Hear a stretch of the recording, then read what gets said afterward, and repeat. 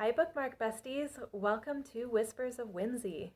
Today let's talk about The House in the Cerulean Sea, a book that looks like it wandered in from the children's section, stayed for the existential crisis, and left you wondering why you're suddenly crying over the 6-year-old Antichrist.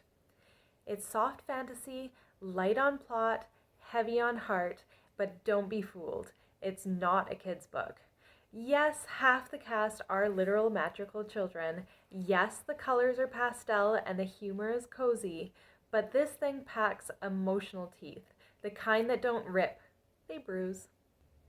Imagine Umbrella Academy meets Paddington, then got edited by someone who's worked in government HR for 25 years and then just snaps, but gently. You've got Linus Baker, a rule-following caseworker whose life is so beige it makes oatmeal look edgy. He's sent on a classified assignment to inspect an orphanage on a remote island where dangerous magical children are housed. When he finds instead is found family, queer joy, unexpected courage, and a caretaker named Arthur who is so tender and morally anchored it feels almost illegal. And the kids? A shape-shifting Pomeranian, a wyvern obsessed with buttons, a green blob that dreams of being a bellhop, a gnome who threatens to bury you in her garden, and a forest sprite who speaks in roots. And then there's Lucy, short for Lucifer. 6 years old, possibly the Antichrist, definitely the most dramatic goth baby you've ever met. What really sells this book is its voice. There's something about TJ Klune's writing that feels like being roasted gently by someone who loves you.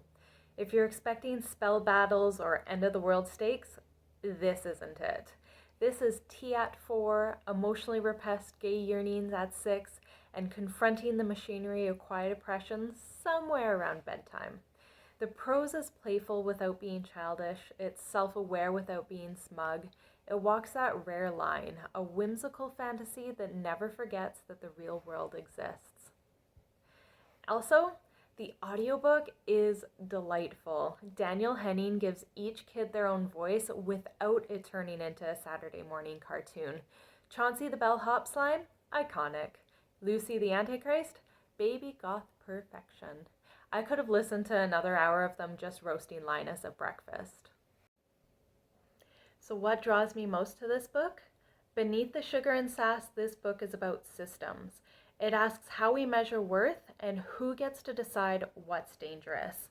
It's about children labeled as problems, adults numbed by policy, and what it means to choose kindness when cruelty is so much easier. But it isn't a save the world book or a bring down the systems kind of book. It understands the world it lives in, and it asks what happens when one individual finally sees the cracks and decides to make one small change. Linus doesn't start as a hero. He starts as someone who follows the rules to survive, and watching him crack open slowly, awkwardly, fully, that's where the magic happens. And Arthur is a quiet revolution dressed in librarian core. He's the kind of person who tells you you're safe and means it. It's hard to compare directly, but if I had to give you a vibe check, as I mentioned earlier, it feels like the Umbrella Academy got therapy, retired from chaos, and opened a seaside B&B. Then you'd land somewhere near the Cerulean Sea. Or maybe a touch of Miss Peregrine's Home for Peculiar Children, but take out the Tim Burton edge and replace it with homemade soup and chosen family. If any of that calls to you, this is your next obsession. It's not polished, the writing isn't high fantasy or literary fiction, but it doesn't pretend to be. It knows exactly what it is, and if you give in to the madness, it delivers in spades. This is for readers who crave found family, who want softness that isn't weakness, who want to be reminded that quiet people can burn down systems just by refusing to bend. But if you need high-stakes drama, morally gray lovers, or prose that's sharp enough to cut you, this might feel a little bit too tender. It's not about power, it's about protection. Not about fighting harder, but by loving louder. It's not for everyone, but if it is for you, you'll feel it in your bones. So, if you were one of the magical children in this story, who would you be?